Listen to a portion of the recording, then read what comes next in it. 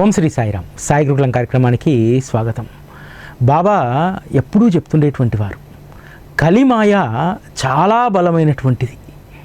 మాయ నన్ను కూడా వదలకుండా అనునిత్యము నన్ను కబలించడానికి మాయ ప్రయత్నిస్తుంది అని చెప్పి సాక్షాత్తు సద్గురువు అటువంటి వారి వెంటనే మాయ వెంబడించి వారిని మింగాలని చూస్తుందని చెప్పి వారే స్వయంగా ప్రకటించినప్పుడు ఈ కలియుగంలో మనందరం ఎంతటి వాళ్ళం. అందుకనే కలిమాయ ఎంత బలమైంది అని చెప్పి చెప్పడానికి ఇటీవల కాలంలో జరుగుతున్నటువంటి పరిస్థితులే ఒక నిదర్శనం. ఒక గొప్ప ప్రవచనకారుడు వారి నోటి వెంట అద్వితీయమైనటువంటి భగవంతుని యొక్క ప్రేమ, ధర్మం యొక్క విలువ, మనిషి ఏ విధంగా ఆధ్యాత్మిక మార్గంలో తరించాలి అనేటువంటి అద్వితీయమైనటువంటి ప్రవచనాలు వచ్చేది. వారి ఇంటి పేరు కూడా సామవేదం. నిజంగా వారంటే బాబా భక్తులకు ఎంత గౌరవం అంటే, వారి ఉపన్యాసాలు ఎక్కడ జరిగినా నాతో సహా వారి వీడియోస్ అన్నీ కూడా నేను అత్యంత ప్రేమతో నేను చూస్తాను.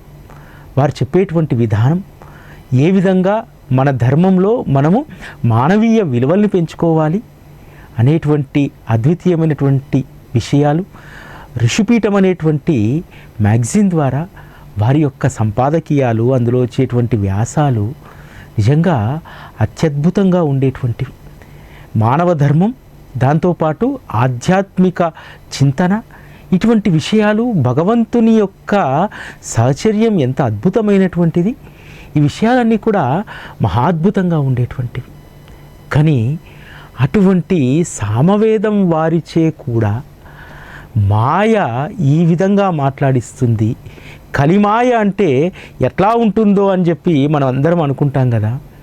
కలిమాయ ఎలా ఉంటుందనడానికి సామవేదం గారు లాంటి వారు బాబా గురించి మాట్లాడడమే మాయ యొక్క ప్రభావం, దాని యొక్క స్వరూపం. నిజంగా ఆధ్యాత్మికవేత్తగా వారి గొంతు నుంచి ఎప్పుడూ కూడా అద్వితీయమైనటువంటి భగవంతుని యొక్క సారం వారి నోటి గుండా అమృతధారలా ప్రవహిస్తుంది. అటువంటి అమృతధార స్థానంలో కోట్లాది మంది భక్తుల యొక్క మనోగతాన్ని కించపరిచే విధంగా వారు చేస్తున్నటువంటిది తప్పు అని చెప్పి ఎత్తు చూపెట్టేటువంటి విధంగా వారిలో నుంచి కూడా ఇటువంటి మాటలు రావడం అనేటువంటిది ఈరోజు హిందూ ధర్మంలో ఉన్నటువంటి, హిందూ ధర్మంతో పాటు బాబా మార్గంలో ఉన్నటువంటి వాళ్ళందరికీ కూడా ఈరోజు చాలా హృదయం గాయపడ్డటువంటి సందర్భం. ఎందుకనంటే ధర్మం ఏం చెప్తుంది? ధర్మం అందరినీ ప్రేమించమని చెప్తుంది. ధర్మం అందరి మనోభావాలను గౌరవించమని చెప్తుంది. ధర్మం అందరం కలిసి ఉండాలి, ద్వేషభావన ఉండకూడదనేటువంటిది చెప్తుంది. అటువంటి ధర్మబోధ చేసేటువంటి అంత గొప్ప ప్రవచనకారుడి చేత కూడా బాబా గురించి అసంబద్ధమైనటువంటి వ్యాఖ్యానాలు రావడం నిజంగా ఇది శోచనీయమైనటువంటిది. భవిష్యత్తులో ఎవరైనా సరే ధర్మ ప్రచారం చేసేటువంటి వారి పట్ల విశ్వాసం కోల్పోయేటువంటి పరిస్థితి ఈరోజు దాపరిస్తూ ఉంది. ఎందుకంటే నేను కావచ్చు, మీరందరూ కావచ్చు, చాలామంది ఈరోజు మనం బాబా మార్గంలో ఉన్నప్పటికీ కూడా భాగవతాన్ని వినడానికి ఆసక్తి చూపుతాం. రామాయణంలోని పాత్రలను మనం ప్రేమిస్తాం. ఆ రామాయణంలో ఉన్నటువంటి పాత్రలను ఆదర్శంగా తీసుకొని సీత ఆదర్శాన్ని ఎంతోమంది స్త్రీమూర్తులు తీసుకుంటారు బాబా మార్గంలో ఉన్నటువంటి వారు. పురుషుడంటే రాముడిలా ఉండాలని చెప్పి మనందరము కూడా రాముణ్ణి ఆదర్శంగా తీసుకుంటాం కదా. అటువంటి భాగవత రామాయణాలు చెప్పేటువంటి వారు మానవతా ధర్మం పాటించమన్నటువంటి ఈ కలియుగానికి అది తప్ప మరొకటి గతి లేదన్నటువంటి దాన్ని ప్రబోధించినటువంటి సద్గురువును చాలా తక్కువ చేసి మాట్లాడడం అనేటువంటిది నిజంగా ఇది శోచనీయమైనటువంటిది కదా. బాబా చెప్పినటువంటి మార్గము, వారు అనుసరించినటువంటి విధానం, అది మానవత్వం కదా. మానవత్వం అనేటువంటిది సమాజానికి ప్రమాదకరం అనేటువంటి విషయాన్ని చెప్పడం అంటే నిజంగా అది ఏ ధర్మంలో ఉంది? ఈరోజు చాలామంది ధర్మం ధర్మం ధర్మం అంటారు. ధర్మం నిన్ను ధర్మంగా ఉండమంటుంది. ధర్మం ఇతరుల పట్ల ద్వేషాన్ని పెంచుకోవద్దని చెప్తుంది. ఇతరులను చులకనగా మాట్లాడకూడదని చెప్తుంది. ధర్మం చెప్పినటువంటి దాన్ని వదిలి మనం ప్రవర్తిస్తే ధర్మం మనకి ఏం మేలు చేస్తుంది? మతం మతం మతం అంటారు. ఈరోజు ఏ మతంలో ఉన్నటువంటి వారినైనా సరే మతం అనేటువంటిది ఆదుకుంటుందా? నువ్వు కింద పడిపోతే, నీ పరిస్థితి బాగాలేకపోతే మతం నిన్ను ఆదుకుంటుందా, ఆసరా అవుతుందా? కులం కులం కులం అంటారు. నువ్వు చితికిపోతే కులం వచ్చి నిన్ను ఆదుకోదే. ఏది కూడా ఈ సమాజంలో ఉన్నటువంటి ఏ సమూహాలుగా మారినటువంటి దాంట్లో ఉన్నటువంటి వాళ్ళు కావచ్చు, లౌకికంగా ఈరోజు అనేక చోట్ల పనిచేస్తూ కార్మిక సంఘాలలో, ఉపాధ్యాయ సంఘాలలో, రకరకాల సంఘాలలో మనం ఉంటాం. ఏ సంఘంలో ఉన్నా సరే ఆ సంఘం మనల్ని వ్యక్తిగతంగా ఎప్పుడూ ఆదుకోదు. ఆదుకునేటువంటిది ఒకే ఒక కల్టు. ఈరోజు దేనిపైనైతే ద్వేషంతో ఉన్నారో ఆ కల్టే మానవత్వం. ఆ మానవత్వ కల్టును ఏర్పాటు చేయడం ఈరోజు కలిమాయకి ఇష్టం ఉండదు. అది కలిపురుషుడికి కూడా ఇది ఇష్టం ఉండదు. మనందరము కూడా సామరస్యంగా ఉండడం, మనందరము కూడా ధర్మంగా బ్రతకడం అనేటువంటిది మాయకి ఇష్టం ఉండదు. అందుకనే మాయ ఎవరైతే దీనికి వ్యతిరేకంగా ప్రవర్తిస్తూ ఉంటారో వారి పక్షాన వెళ్తుంది. ఎవరైతే సౌమ్యంగా ఉన్నటువంటి సామవేదం లాంటి వారిని కూడా మాయ చుట్టుముట్టి రకరకాలుగా మాట్లాడిస్తుంది. ఈరోజు మనకు ఒక మతం పైన, లేకపోతే ఒక సమూహం పైన, ఒక కల్టు పైన మనకు నమ్మకం లేదనుకోండి, సదాభిప్రాయం లేదనుకోండి, మనము అంత మట్టుకే మన వ్యక్తిగతానికి అది పరిమితం అయిపోవాలి. దాన్ని సమాజం పట్ల, ఆ సమూహం పట్ల వ్యతిరేకమైనటువంటి భావనతో వ్యాఖ్యలు చేయడం అనేటువంటిది ధర్మం బోధించేటువంటి వారు ఇది ఏ ధర్మంలో ఉందో కూడా చెప్పాలి. ఎస్, మీకు సాయిబాబా యొక్క తత్వం మీకు అర్థం కాకపోవచ్చు, సాయిబాబా మార్గం మీకు ఇష్టం లేకపోవచ్చు, మనుషులు సామరస్యంగా బ్రతకడం మీకు అస్సలు గిట్టకపోవచ్చు. అటువంటప్పుడు అది మీ వ్యక్తిగతమైనటువంటి దాన్ని సమాజం పైన రుద్దితే సమాజం పైన ఎంత ప్రభావం పడుతుంది? రెండు రకాల ప్రభావం పడుతుంది. ఒకటి, సాయిబాబా భక్తులందరూ కూడా సమతా మమతతో ఉంటారు. ఆపద వచ్చినటువంటి వారిని ఆదుకోవడానికి ముందంజలో బాబా భక్తులు ఉంటారు. ఒకరికి ఒకరు సోదర భావంతో అన్యోన్యంగా ఉంటారు. ఈరోజు సమాజంలో విద్వేషాలు చెలరేగుతున్నటువంటి సమయంలో కూడా బాబాను ఆశ్రయించినటువంటి వారిలో ఆ మనస్సుల్లో ఆ విద్వేషం అనేటువంటిది చేరకుండా పవిత్రంగా ఈరోజు ఉన్నారు. అటువంటి దాన్ని వదిలేసి బాబా కల్టే సరైనటువంటిది కాదు, బాబాతో పాటు ఇతర భగవంతుల యొక్క నామస్మరణ చేయడం తప్పు.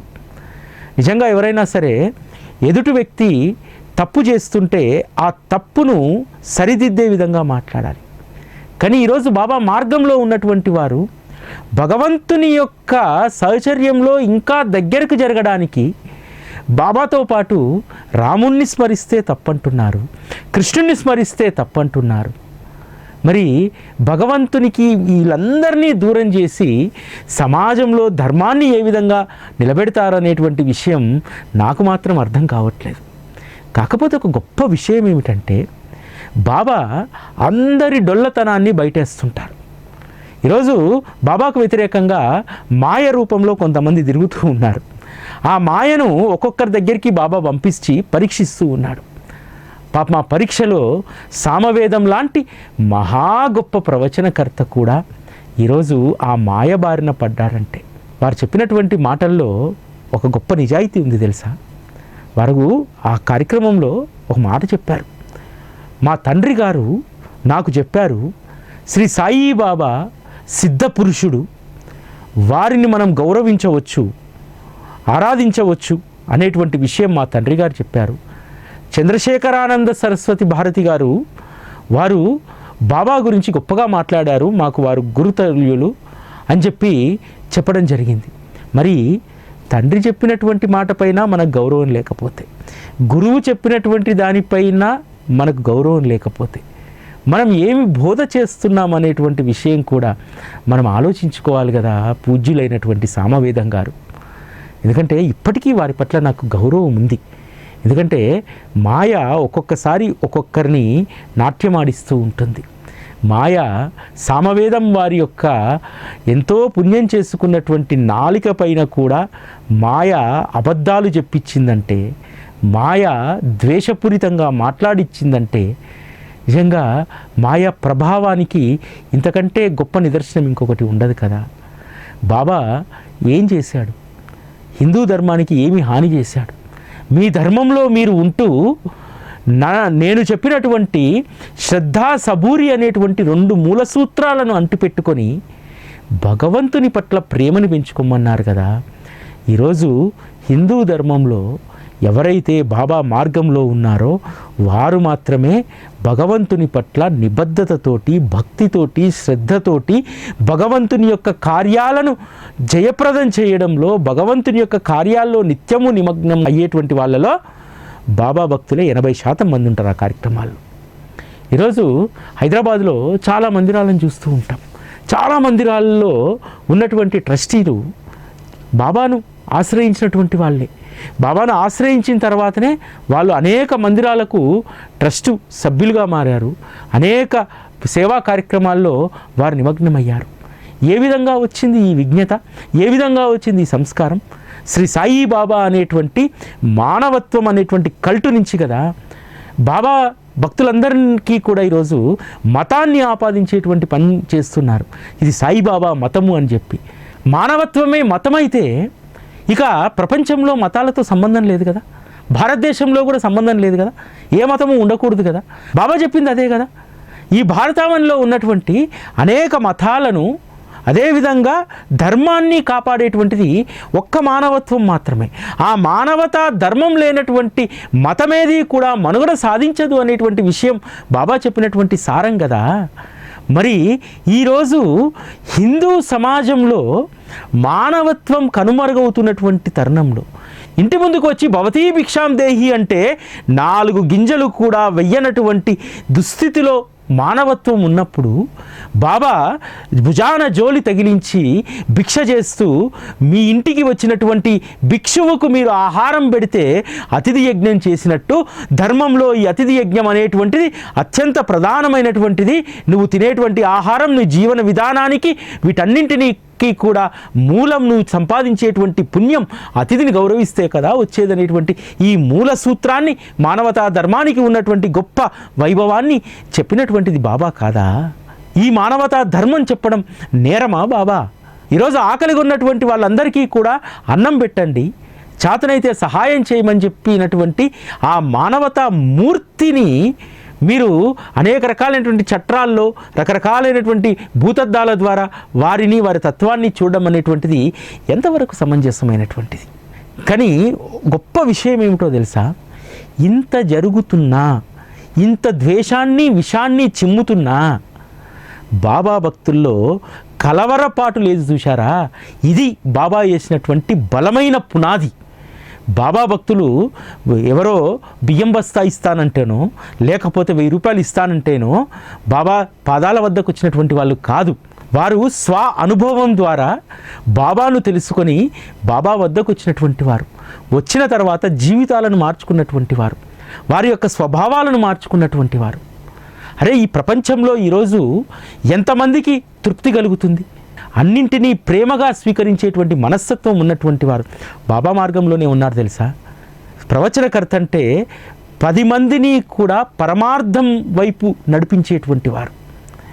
ఏ మతాన్ని కించపరచకుండా, ఏ సమూహాన్ని, ఏ గురువును కూడా అవహేళన చేయకుండా ధర్మాన్ని మాత్రమే బోధిస్తూ వెళ్ళి, మీ మనస్సుకు ఏది తోస్తే, ఏది ధర్మ మార్గమైతే, మీ మనస్సు ఎక్కడ నిలిస్తే అక్కడే మీరు పరమార్థాన్ని పొందుతారని చెప్పాల్సినటువంటి వారు ఇది తప్పు, ఇందులోనే ఉంటేనే మోక్షం సాధిస్తారని చెప్పడం అనేటువంటిది ఇది యొక్క దైత్వభావానికి చిహ్నం కాదా? కాబట్టి సాయి బంధువులారా, ఎప్పటికైనా సరే నిలిచేటువంటి ధర్మం మానవతా ధర్మమే. ఎప్పటికైనా ఆచరణాత్మకంగా మన జీవితాలను ముందుకు తీసుకెళ్లేటువంటిది ఒక్క శ్రీ సాయిబాబా మార్గం మాత్రమే. సాయిబాబా మార్గంలో జరుగుతున్నటువంటి సేవలు కనబడవా? బాబా 4 రోజులకు ఒకసారి స్నానం చేశారు. అందులో ఏ అంతరార్థం ఉందో? అదేవిధంగా బాబా ద్వారకామయ్య కాకుండా దానికి అది మసీదులో కూర్చున్నాడు.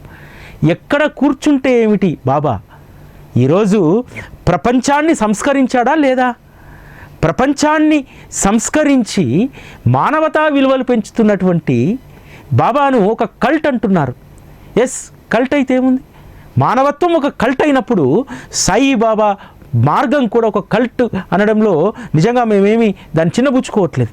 ఎస్, మీరు ఈరోజు బాబా కల్టును పక్కకు జరిపితే హిందూ ధర్మంలో నుంచి చాలా ప్రమాదకరమైనటువంటి పరిస్థితులు హిందూ ధర్మానికే వస్తాయి.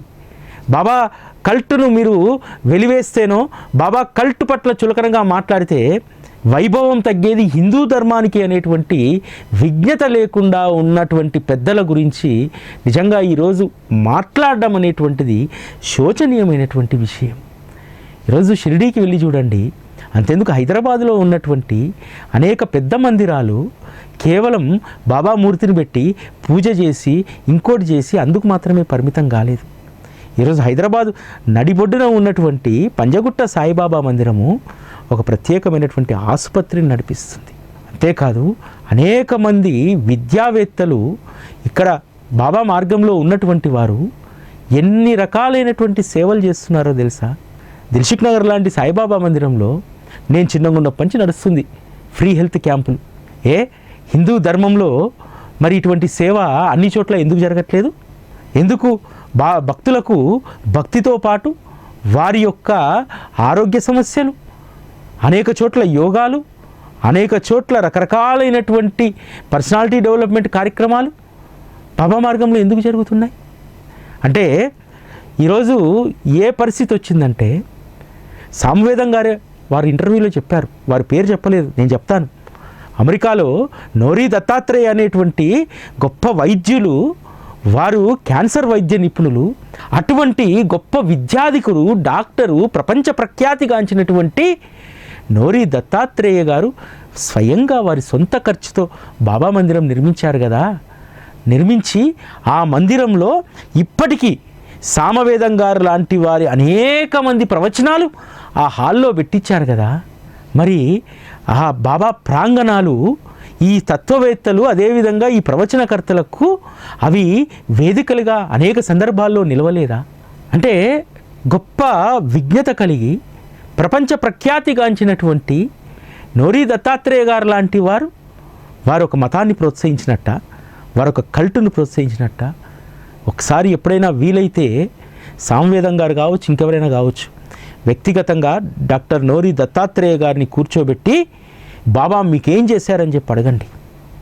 ఆయన ఎదుగుదలలో బాబా ఉన్నాడు. ప్రపంచంలో అత్యాధునికమైనటువంటి క్యాన్సర్ చికిత్సలు చేసేటప్పుడు ఆయనకు బాబా ఇచ్చినటువంటి నిదర్శనాలను అడగండి. నోరీ దత్తాత్రేయ గారితోటి 1 గంట మాట్లాడితే బాబా యొక్క గొప్పతనం ఏమిటో తెలుస్తుంది. అటువంటి వాళ్ళు చెప్పినటువంటి దానికి విలువ ఉంటుంది. నిన్నటి వరకు కూడా సామవేదం గారు చెప్పేటువంటి ప్రతి మాట నీతిగా ఉండేది, ప్రతి ప్రవచనం అద్వితీయంగా ఉండేది. కానీ ఈరోజు వారు బాబా గురించి ఆ విధంగా మాట్లాడిన తర్వాత ఆ ప్రవచనం వినేటువంటి వారి యొక్క దృష్టికోణం మారిపోతుంది. ఎందుకంటే ఈరోజు యూట్యూబుల్లో కానీ ప్రత్యక్షంగా కానీ అనేక మంది ప్రవచనకారుల యొక్క ప్రవచనాలకు అటెండ్ అయ్యేటువంటి వాళ్ళ సంఖ్యలో 70% మంది బాబా భక్తులు తెలుసా? అటువంటి వారు ఏ విధంగా భవిష్యత్తులో మీరు చెప్పేటువంటి అద్భుతమైనటువంటి విషయాలను రిసీవ్ చేసుకోగలుగుతారు? ఆలోచించండి. ఒక్క సంఘటన మీకు చెప్తాను. మొన్న 19వ తారీఖు రోజు, ఆదివారం రోజు అనేక ప్రాంతాల్లో హిందూ శంఖారావాలు జరిగాయి. వరంగల్లో జరిగినటువంటి హిందూ శంఖారావానికి వచ్చేటువంటి భక్తుల కోసము భోజనం ఎవరు ఏర్పాటు చేశారు? అక్కడ ఉన్నటువంటి ఒక సాయి సేవాదల్ అనేటువంటి బృందం 2 క్వింటాళ్ళ వెజిటబుల్ పులావ్ను వారు ఏర్పాటు చేయడం జరిగింది. సేవ ఎవరు చేశారు అక్కడ వచ్చినటువంటి వారికి? సాయిబాబా భక్తులు కదా. సాయిబాబా భక్తులు ఇతర దేవతా స్వరూపాలను ఆరాధించరు, ఆ సేవలో ఉండరు అనేటువంటి వారికి ఇది చెంపపెట్టు లాంటిది కదా. ఒక మానవతా ధర్మాన్ని అవమానపరచడం, అది ధర్మబద్ధం ఏ విధంగా అవుతుందో కూడా మనం ఆలోచించుకోవాలి. ఇటీవల ఒక పట్టణానికి వెళ్ళినప్పుడు సాయంకాలం పూట స్నాక్స్ తిందామని ఒక బండి దగ్గర ఆగాం. ఆగితే 2 ప్లేట్లు తిన్నాం. తింటే 100 రూపాయలు నోట్ ఇస్తే 60 రూపాయలు ఎన్నికిచ్చింది. అమ్మ నాకు మీరు 2 ప్లేట్లు తిన్నాము, ఎందుకంటే హైదరాబాద్లో గ్యాస్ ధర పెరిగిన తర్వాత పునుగులకు మిర్చీలకు 40 రూపాయలు తీసుకుంటున్నారు. అమ్మ మీరు పొరపాటున నాకు 60 రూపాయలు తిరిగి ఇచ్చారు అని అనగానే వెంటనే ఆ షాప్ యజమాని మిర్చీలు వేస్తూ ఉన్నాడు. వేస్తూ అన్నాడు, ఇక్కడ మేము ఒక్క ఐటెంకి 5 రూపాయలే తీసుకుంటాం బాబు, ప్లేట్కి 20 రూపాయలే అని అన్న. నాకు ఆశ్చర్యం వేసింది. హైదరాబాద్లో 40 రూపాయలు తీసుకుంటున్నారు కదా అన్న, ఇక్కడ కూడా తీసుకుంటారు, మా ఊర్లో కూడా 40 రూపాయలు, కానీ మేము 20 రూపాయలే తీసుకుంటాము అన్నాడు. అని ఒక మాట అన్నాడు. డబ్బు కూడా కొట్టి ఏం చేయాలి అని చెప్పి వెనకాల ఉన్నటువంటి బాబా చిత్రపటం చూపెట్టి ఆయన నాకు సకలం ఇచ్చాడు. నేను ఇదే వృత్తి 35 సంవత్సరాలుగా చేస్తూ ఉన్నాను, బజ్జీలు వేస్తూనే ఉన్నాను. రూపాయికో బజ్జీ ఇచ్చాను, అంతకుముందు రూపాయికి 4 బజ్జీలు ఇచ్చినటువంటి రోజులు కూడా ఉన్నాయి.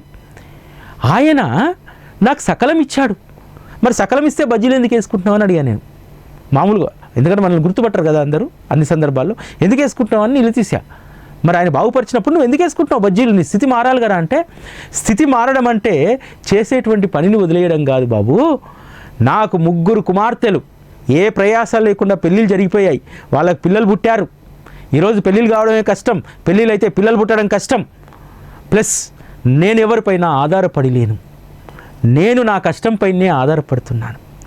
ఈరోజు నేను అమ్మేటువంటి దానిపైన ఇప్పటికీ మీకు 5 రూపాయలకు ఒక పదార్థం ఇచ్చినా దాంట్లో నాకు 2 రూపాయలు మిగులుతాయి.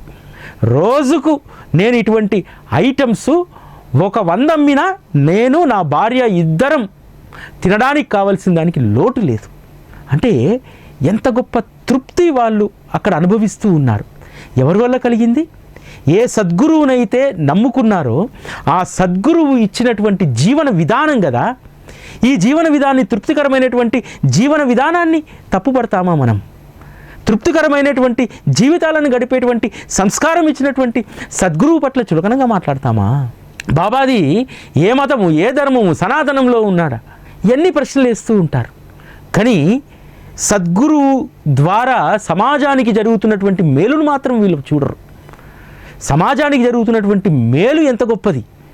ఈరోజు ఎక్కడైనా సరే పిడికెడ అన్నం దొరుకుతుందంటే బాబా మందిరాల్లో దొరుకుతుంది. ఎక్కడైనా స్వాంతన లభిస్తుంది, ఎప్పుడు వెళ్ళినా సరే మందిరంలోకి ప్రవేశించవచ్చు అనేటువంటి నియమ నిబంధనలు లేకుండా భగవంతుని యొక్క సహచర్యానికి దగ్గర చేసేటువంటి సాయిబాబా మందిరాలు కావా? అంతెందుకు షిరిడీలో వెళ్ళి చూస్తే తెలుస్తుంది కదా. ప్రసాదాలయం ఉంటుంది కదా షిరిడీలో. ప్రసాదాలయము ఎక్కడైనా సరే, ఏ గుడి అయినా సరే, ఇంకేదైనా సరే, చాలా చోట్ల కూడా చాలా పుణ్యక్షేత్రాల్లో ప్రసాదాలయాలు ఉంటాయి. ప్రసాదాలయం అంటే ఏమిటి? అక్కడికి వచ్చినటువంటి భక్తులకు భోజనం పెట్టాలి. మరి షిరిడీ ప్రసాదాలయం ఏం చేస్తుందో తెలుసా?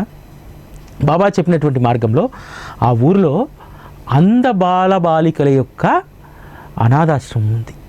దానికి 3 పూట్ల ఫుడ్ పంపిస్తుంది. సాయినాథ్ హాస్పిటల్ ఉంటుంది, చుట్టుపక్కల అనేక మంది 50-60 కిలోమీటర్ల దూరం నుంచి రోజు ఆసుపత్రిలో చూపెట్టుకోవడానికి వస్తారు. వారి కోసం 3 పూట్ల ఫుడ్ పంపిస్తుంది. రోగులు, ఇన్పేషెంట్లు ఉంటే వాళ్ళకు కావలసినటువంటి ఫుడ్ పంపిస్తుంది. ఒక వృద్ధాశ్రమం నిర్వహిస్తుంటే ఆ వృద్ధాశ్రమానికి సరైనటువంటి పోషణ అక్కడ లేకుండా ఉంటే ఆ వృద్ధాశ్రమానికి ఆహారాన్ని అందిస్తుంది. ఎందుకు ఒక ప్రసాదాలయంలో పెడితే సరిపోతుంది కదా? ఎక్కంచేలు వచ్చింది ఈ మానవతా ధర్మం? బాబా చెప్పినటువంటి బోధన నుంచి కదా. నీవు, నీతో పాటు ఉన్నటువంటి వాళ్ళు ఎవరు ఆకలితో ఉంటే, ఎవరికి అవసరం ఉంటే వారి యొక్క అవసరాలను తీర్చండి మీ శక్తి ఉంటే అని చెప్పి. ఈరోజు ప్రసాదాలయం చేస్తున్నటువంటి సేవను చూస్తే తెలుస్తుంది బాబా ధర్మం ఏమిటి, మానవతా విలువలు ఏమిటి అనేటువంటివి. బాబా భక్తులు చేస్తున్నటువంటి సేవలను చూస్తే తెలుస్తుంది కదా ఇతరులకు ఏ విధంగా సహాయపడుతున్నారని చెప్పి. వరంగల్లో అనుకుంటా ఒక కోఆపరేటివ్ సొసైటీ ఉంటుంది. అంటే బాబా భక్తులు కలిసి సత్సంగం చేసుకోవడం మాత్రమే కాదు, భజనలు చేసుకోవడం మాత్రమే కాదు, భవిష్యత్తులో ఏదైనా అవసరం వస్తే మనందరం ఐక్యంగా ఉండి ఏ విధంగా ఒకరి అవసరానికి ఒకరు తోడ్పాటు పడాలనేటువంటి దాంట్లో ఒక కోఆపరేటివ్ సొసైటీని బాబా భక్తులు నడిపిస్తున్నారు. Shri Saibaba cooperative society. పిల్లల చదువుల కోసం, పెళ్ళిళ్ళ కోసం వారు ప్రోగు చేసుకున్నటువంటి నిధి నుంచి వడ్డీ లేని రుణాలను ఇస్తారు వాళ్లకు. ఈరోజు ప్రభుత్వం అన్న పావులను, ఆటానో ఇంకో వడ్డీ తీసుకుంటుంది. కానీ ఆ విధంగా కాకుండా ఆ ఉన్నటువంటి ఆ లిమిటెడ్ సభ్యులు 100 మందో 150 మందో వాళ్ళు ఏర్పరచుకున్నటువంటి మూలధనం నుంచి వడ్డీ లేనటువంటి రుణాలను ఇచ్చుకుంటారు. ఎవరింట్లోనైనా పెళ్ళి ఉంటే అవసరమైతే తలా ఇంత సహాయం చేసి ఎటువంటి వడ్డీలు లేకుండా తిరిగి ధనాన్ని వారు ఇచ్చినప్పుడు తీసుకుంటారు. ఈ పరస్పరమైనటువంటి సహకారం ఎక్కడ ఉంటుంది? అంటే భక్తి అంటే కేవలం పూజాతంతేనా? ఎవరికీ ఉపయోగపడినటువంటి పూజాతంతు కంటే కూడా మానవతా ధర్మంలో ఇతరులకు సహాయం చేయడం అనేటువంటిది చాలా గొప్ప విషయం కదా. దీన్ని ఎందుకు మర్చిపోతున్నారు సామవేదం లాంటి వారు అనేటువంటిది అసలు అర్థం కానటువంటి ప్రశ్న. ఎవరో దారిన పోయేటువంటి వాళ్ళు మాట్లాడితే దాన్ని ఎవరూ లెక్క చేయరు. మీరు మీ ప్రవచనాల ద్వారా కొన్ని లక్షల మందిని ప్రభావితం చేసినటువంటి వారు. కొన్ని లక్షల మందికి కూడా మీరు ఆరాధ్య దైవంతో సమానం. మీ నోట సరస్వతి ఉంది, మీ మనస్సులో గాయత్రి ఎప్పుడూ ఉంటుంది. అటువంటి పవిత్రమైనటువంటి మనస్సులో మాయ ఆ విధంగా మీతోటి మాట్లాడించడం నిజంగా శోచనీయం. ఇప్పటికీ కూడా సమవేదం గారి పట్ల అదే గౌరవం మాకుంటుంది. వారి యొక్క ప్రవచనాలను అదే విధంగా మేము ఆస్వాదిస్తాం, బాబా భక్తులు అందరం కూడా. ఎందుకంటే బాబా భక్తులకు ద్వేషాలు ఉండవు, ఎవరిని ద్వేషించుకోరు. ఈరోజు సామవేదం గారు ఏదో మాట్లాడారని చెప్పి వారిని మనం ద్వేషించాల్సినటువంటి అవసరం లేదు. వారి పట్ల అభిప్రాయాన్ని మార్చుకోవాల్సినటువంటి అవసరం లేదు. మాయ కొద్ది రోజులు తలపైన నాట్యం చేసి మళ్ళీ వెళ్ళిపోతుంది. ఇంకొకరిని పట్టుకోవాలి కదా, ఇంకో రెండో వ్యక్తిని పట్టుకోవడానికి వెళ్తుంది. కాబట్టి ఇటువంటి సందర్భాలు వచ్చినప్పుడు కొంత బాధ కలిగిన మనమేమీ కూడా దాన్ని పట్టించుకోవాల్సినటువంటి అవసరం లేదు. ఎందుకంటే బాబా చెప్పినటువంటి మానవతా ధర్మానికి మించినటువంటి ధర్మం లేదు. సామవేదం గారు ఇంకొక మాట కూడా అన్నారు, ఈ విశ్వాసం ఉంటే సరిపోతుంది, కానీ ఈ విశ్వాసంతో రామాయణ మహాభారతం లాంటి గ్రంథాలను ఎవరూ చదవట్లేదు, సాయి సచ్చరితను మాత్రమే పారాయణ చేస్తున్నారు అని చెప్పి. అయ్యా, ఈ రోజుల్లో మనం గమనించుకోవాల్సినటువంటి విషయాలు, మనం రామాయణం భాగవతం అనేటువంటి దాన్ని గడిచినటువంటి 100 సంవత్సరాలుగా ఎంతగా మనం బలంగా జనంలోకి తీసుకెళ్ళగలిగాం. మరి ఎందుకు మరి మీరు చెప్పుతున్నటువంటి ఇంత గొప్ప ధర్మం, ఇంత గొప్ప మతం, ఇవన్నీ ఎందుకు దగ్గర చేయలేకపోయాయి? ఈ ప్రశ్న వేసుకోవాలి కదా. బాబా యొక్క జీవిత చరిత్ర ఎందుకు భక్తులకు దగ్గరగా పోయింది? ఎందుకంటే దాంట్లో జీవితం ఉంటుంది. జీవితం మాత్రమే కాదు, జీవిత పాఠాలు ఉంటాయి. ఈ సందర్భంలో నువ్వు ఎలా వ్యవహరించాలి? ఒక్క కథతోటి ఎంతమంది మారారు, ఒక్క బోధతోటి ఎంతమంది మారారు? అరే, నువ్వు ఇతరులను దూషిస్తే, ఇతరులను చురకగా మాట్లాడితే నీ పరిస్థితి ఏమిటో తెలుసా అని చెప్పి బాబా చెప్పారు. ఇది ఎప్పుడు నేను చెప్తూ ఉంటా. అది ఎవరైనా కావచ్చు, బాబా గురించి ఎవ్వరు మాట్లాడినా, లేకపోతే ఇతరుల గురించి ఎవ్వరు అనుచితంగా వ్యవహరించినా ఈ ఒక్క కథనే చెప్తాను నేను. ఒక భక్తుడు ఇంకొక భక్తుడి గురించి నీచంగా మాట్లాడుతూ ఉంటే బాబా స్వయంగా అతన్ని పిలిచి ఓ పందిని చూపెడతాడు. చూడు మిత్రమా, ఆ పంది ఎంత ప్రీతిగా అశుద్ధాన్ని నాకుతూ ఉందో, నువ్వు కూడా అదే పని చేస్తున్నావు. నువ్వు ఇతరుల గురించి మాట్లాడి ఇతరులను కించపరుస్తూ నువ్వు కూడా వారి యొక్క కర్మలను నాకేస్తున్నారు. బాబా భక్తులుగా మనందరము కూడా ఒక నిర్ణయానికి రావాలి. ఎవరైతే బాబా గురించి వ్యతిరేకంగా మాట్లాడుతున్నారో వారికి మనము కృతజ్ఞత తెలియజేయాలి. వారు అలా మాట్లాడడం ద్వారా సమస్త సాయి లోకంలో ఉన్నటువంటి సమస్త సాయి భక్తులకు ఉన్నటువంటి కర్మలను నాకేస్తున్నారు. ఇంతకు మించి ఏం లేదు ఇంకా. అందుకనే చాలామంది నన్ను అడుగుతుంటారు, సార్ ఎందుకు మీరు ప్రతిరోజు ఈ విషయాలపైన స్పందించరు అని చెప్పి. ఎందుకు నేను కూడా ఆ పని చేయాలి? అందుకనే ఇప్పుడు చెప్పినటువంటి ఈ విషయాల్లో కూడా నేను ఎవరిని విమర్శించలేదు, ఎవరి పట్ల కూడా నేను ద్వేషభావంతో మాట్లాడలేదు. సామవేదం గారంటే నాకే కాదు అనేక మంది బాబా భక్తులకు ఒక గౌరవం. అటువంటి వ్యక్తి తప్పు కాదు, అది మాయ తప్పు. మాయ ఆవరించడం వల్ల పాపం ఆ విధంగా మాట్లాడారని చెప్పి. మనం ధర్మ మార్గంలో ఉన్నప్పుడు మనం ఒక దాని పట్ల ఒక అభిప్రాయాన్ని కలిగి ఉన్నామంటే, అంటే వారు ఎంత అసంబద్ధంగా మాట్లాడారనడానికి, ఆ మాట్లాడింది వారు కాదు మాయ అనడానికి ఒకే ఒక నిదర్శనం ఏమిటంటే, వారు సాయి రక్షా స్తోత్రాన్ని నేను బాబా భక్తుడిగా రాయలేదు, ఏదో ఎవరో రాయమన్నారు, అనేక స్తోత్రాలు రాస్తే అది రాశాను అని అన్నారు. ఒక్కటి గుర్తుపెట్టుకోవాల్సింది ఏంటంటే, గౌరవనీయులైనటువంటి సామవేదం గారికి వారికి నేను పాదాభివందనం చేస్తూ చెప్పేటువంటిది ఏమిటంటే, అయ్యా, ఒక పండితుడి యొక్క హృదయంలో ఆలోచనల్లో ఎప్పుడూ సరస్వతి నివసిస్తుంది అని అంటారు. మీలో ఉన్నటువంటి సరస్వతి కదా సాయి రక్షా స్తోత్రాన్ని రాయించింది. ఆ తల్లి లేకుండా, తల్లి అనుగ్రహం లేకుండా మీరు సాయి రక్షా స్తోత్రాన్ని రాయగలిగేవారా మహానుభావా? మరి మీ చేత రాయించినటువంటి సాక్షాత్తు ఆ సరస్వతి మాతను కించపరిచినట్టు కాదా మీరు? మీలో సరస్వతి లేదా? మీలో గాయత్రి మాత లేదా? ఇద్దరూ శక్తివంతమైనటువంటి వారు కదా. వీరే కదా ప్రవచనకారులకు శక్తి, బలం, యుక్తి అన్నీ కూడా వారే అనుగ్రహిస్తారు కదా. మరి అప్పుడు సరస్వతి మాత రాయించింది. ఆ రాయించినటువంటి దాన్ని అప్పుడు ఏదో నేను కమర్షియల్గా రాశాను, భక్తితో రాయలేదు అని అంటే, మరి సరస్వతి మాత ఎప్పుడూ వ్యాపారం చేయదు. ఇప్పుడు ఎవరైనా సరే సినీ రచయితలు కావచ్చు, లేకపోతే పాటలు రాసినటువంటి వాళ్ళు కావచ్చు, వీళ్ళందరూ కూడా ఏ అనుగ్రహంతో రాస్తున్నారు? కమర్షియల్గా రాశారని చెప్పి మీరు అన్నారు, నిజంగా అది అసంబద్ధమైనటువంటిది. మీకు సరస్వతి కటాక్షం ఉంది, మీ హృదయంలో సరస్వతి వసించి ఉన్నారు, అందుచేతనే ఆవిడ మీతో రాయించారు. ఆ క్రమంలో మీకు భుక్తి కావాలి కాబట్టి దానికి కావలసినటువంటి లక్ష్మిని ఆమె ఇప్పించారు. ఈరోజు పండితులైన, జ్ఞానులైన వారికి కూడా భుక్తి కావాలి కదా. అటువంటి వారికి ఒక్కొక్కరికి ఒక్కొక్క రకమైనటువంటి రంగంలో భగవంతుడు మనల్ని ప్రవేశపెడతారు. మిమ్మల్ని అద్భుతమైనటువంటి కీర్తనలు రాసేటువంటి, పాటలు రాసేటువంటి, అద్వితీయమైనటువంటి గ్రంథాలు రాసేటువంటి అనుగ్రహం మీకు భగవంతుడు ఇచ్చారు. ఇచ్చి సాక్షాత్తు సరస్వతి మాత మీ హృదయంలో ఉంది. దయచేసి మీరు ఏ మాటలు వెనక్కి తీసుకున్నా, తీసుకోకపోయినా, మీలో వసించి ఉన్నటువంటి సరస్వతి మాత అక్షరాల రూపంలో సాయి రక్షా కవచాన్ని రాయించారు కదా, సాయి రక్షా స్తోత్రాన్ని. ఆ స్తోత్రానికి గౌరవం ఇవ్వండి, సరస్వతి మాతకు గౌరవం ఇవ్వండి. ఎందుకంటే మీకు చెప్పేటువంటి వారం మేము కాదు, కానీ మీరు మాట్లాడేటువంటి ప్రతి మాట ఒక జనరేషన్ను ప్రభావితం చేస్తుంది. ఇప్పటి వరకు ఒక మానవీయ కోణంతో ముందుకెళ్తున్నటువంటి బాబా మార్గంలో ఉన్నటువంటి వారిలో కూడా ఒక వ్యక్తి పట్ల ద్వేషం కలగడం అనేటువంటిది మాలాంటి వారికి ఇష్టం లేదు.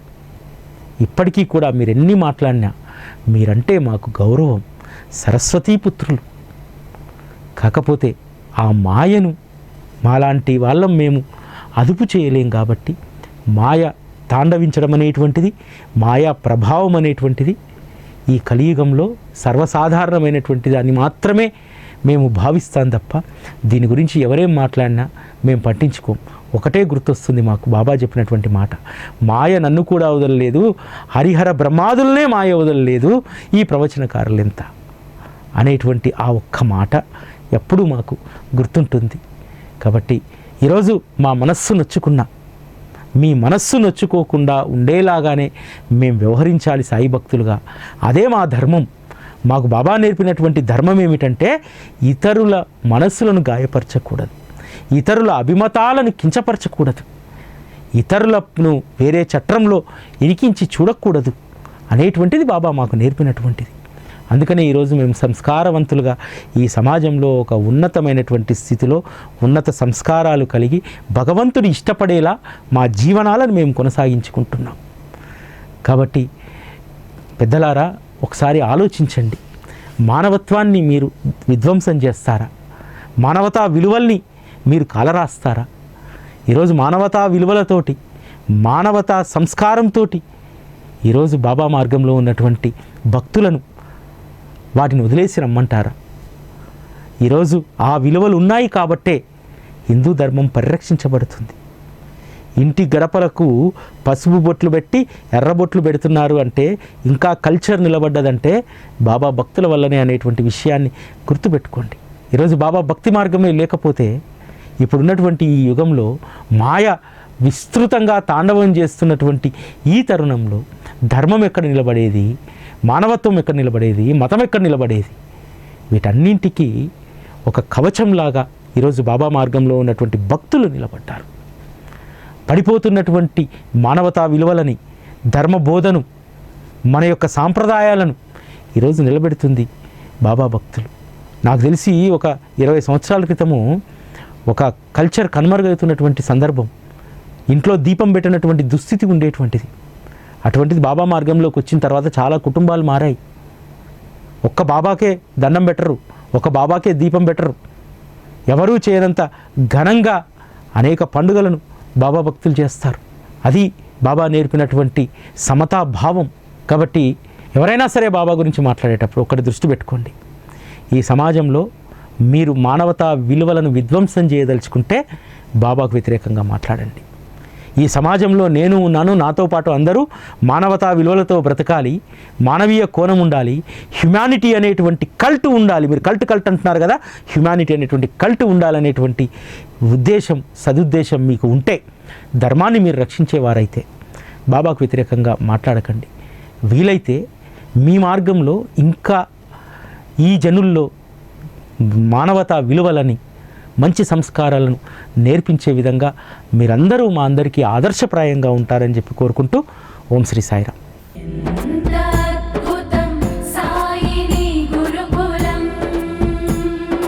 శిక్షణే తప్ప శిక్షలు లేని శరణాగతి సౌదం.